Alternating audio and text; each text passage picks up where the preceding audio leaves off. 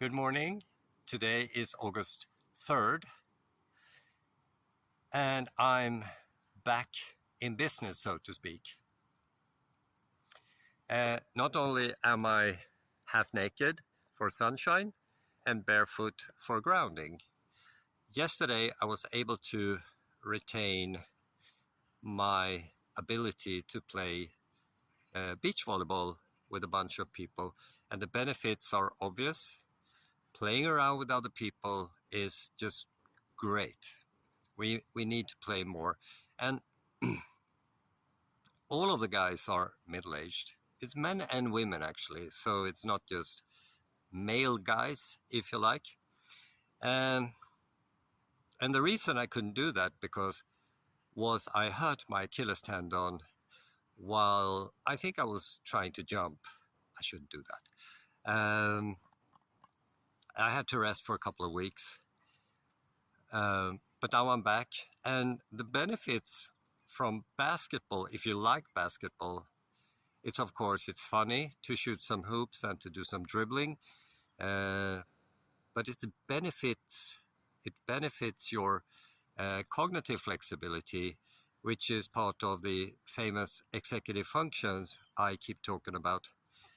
And you use your cognitive flexibility when you elaborate scenarios forward in time, which is also a part of the executive functions. And this capacity is typically used for problem solving and stuff like that. So you want to attain a target, and you need to find a bunch of strategies that can bring you to the target. Funny thing is that many people misinterpret why we have strategies. Okay, but I can talk more about that if you're interested. So after doing this, I typically go to the outdoor gym. So here at the outdoor gym, I do 4 things. I use this machine for shoulder press. I said it again. Shoulder press, doing like this, okay? And this machine for, I think it's called lat pulls.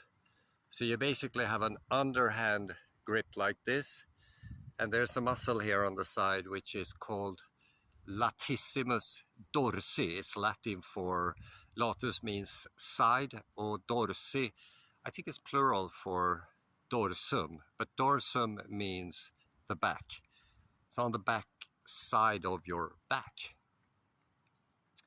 As you can see, it also activates, it doesn't say that, but the mid part of your rhomboids, which it's important for me because I need to train them, and also the mid part of the trapezius. So just overhand grip and pulling backwards. So 2 of them, and then I do bench press over there. So 1 warm-up set, and then another one where I try to go to failure to sort of maximize that. Then I rest for like 3 days or something like that. And then I do this again. So after this, which I've been practiced to a greater extent, I go to this bedrock by the bay. So as you know by now, being half naked and barefoot means that you, on the one hand, and I think this is very important to repeat,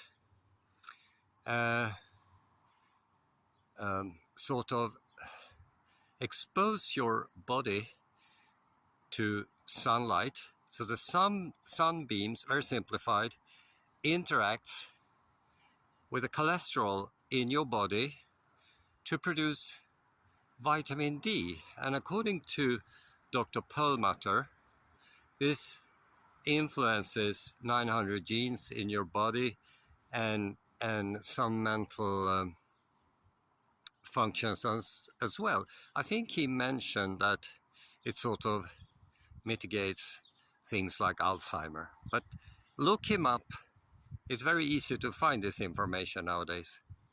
Second, neuroscientist Andrew Huberman on his Instagram talked about the importance of sunlight, getting your body exposed to sunlight. Second is, of course, the experience of nature-like environment. You don't need to be in a forest. You need to be in a place like this, very close to where I live, where you hear some birds, you see some trees, there are grass. This is beauty, basically. And behind me is Skeppaviken, which is English is Skipper's Bay. It's a part of Turholmsfjärden, which is part of the Baltic Sea. And exposing yourself for nature, it's a phenomenon described as soft fascination. And it's supposed to restore your attention ability. And again, your attention ability is about focusing on stuff forward in time, basically. All of that. These are three very simple things you can do. And here's the paradox. Most people don't do this, but live with lifestyle diseases. But hold on.